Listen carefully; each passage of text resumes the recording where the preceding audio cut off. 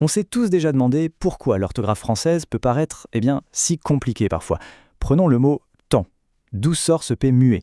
Aujourd'hui, on va plonger dans les secrets de fabrication des mots. Et on va voir que derrière ce qui ressemble à un chaos, il y a en fait une mécanique super logique et même fascinante. Allez, c'est parti.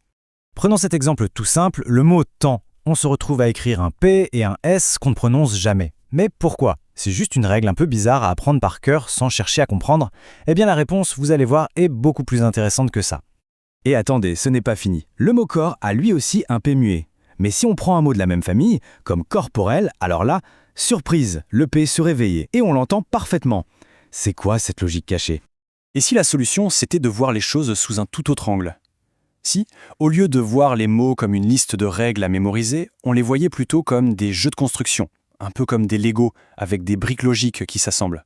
Pour comprendre cette construction, il faut forcément commencer par la pièce centrale, le cœur du mot. En linguistique, on appelle ça le radical. C'est vraiment la fondation sur laquelle tout le reste va venir s'ajouter. Le radical, c'est donc lui qui porte le sens principal. On peut le voir comme l'ADN du mot.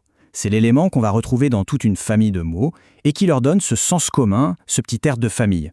Et ce schéma l'illustre très bien. Le radical, c'est la brique de base. Et les autres pièces, qu'on appelle préfixes et suffixes, elles viennent se clipser avant ou après pour changer un peu le sens ou le préciser.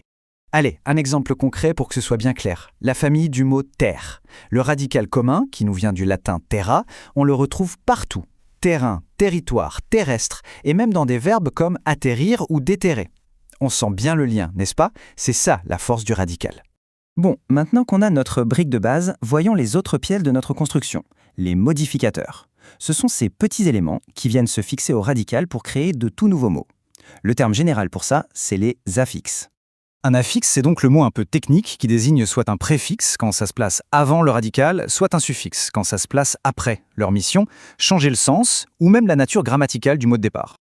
Regardez un peu la puissance d'un simple préfixe. On prend le verbe faire, on lui ajoute juste des devant et on obtient défaire, c'est-à-dire l'exact contraire. C'est fou, une petite brique de 2 lettres a complètement retourné le sens du mot. Ce qui est génial, c'est que ces préfixes ont des sens très stables. Re va presque toujours indiquer la répétition, comme dans refaire. Pré, ça veut dire avant, comme dans préhistoire. Une fois qu'on connaît le sens de ces quelques préfixes, on peut deviner le sens de plein de nouveaux mots. Et les suffixes alors, eux, ils se mettent à la fin. Leur super pouvoir, c'est de pouvoir changer la catégorie même du mot. On peut transformer un verbe en nom ou un nom en adjectif juste en changeant la terminaison. Par exemple, partons du verbe chanter. On lui ajoute le suffixe -eur et hop, on a le nom chanteur. On lui met plutôt le suffixe -able et ça devient l'adjectif chantable. On est passé d'une action à une personne, puis à une qualité, juste en jouant avec la fin du mot. D'accord, on a nos briques, les radicaux, les préfixes, les suffixes, mais au fait, d'où est-ce qu'elles viennent? Pour le savoir, il faut embarquer pour un petit voyage dans le temps, direction les origines de la langue française. Eh bien, la réponse, on la trouve en grande partie dans l'Antiquité. Une immense majorité de notre vocabulaire et surtout de nos briques de construction nous vient tout droit du latin et du grec ancien. On peut voir ça comme les carrières où la langue française est allée chercher ses matériaux. Commençons par une racine grecque que tout le monde connaît, bio, qui veut tout simplement dire « la vie ». Et une fois qu'on a cette clé, des mots comme biologie, l'étude de la vie, biographie, l'écriture de la vie, ou encore biodiversité, deviennent d'un coup limpides.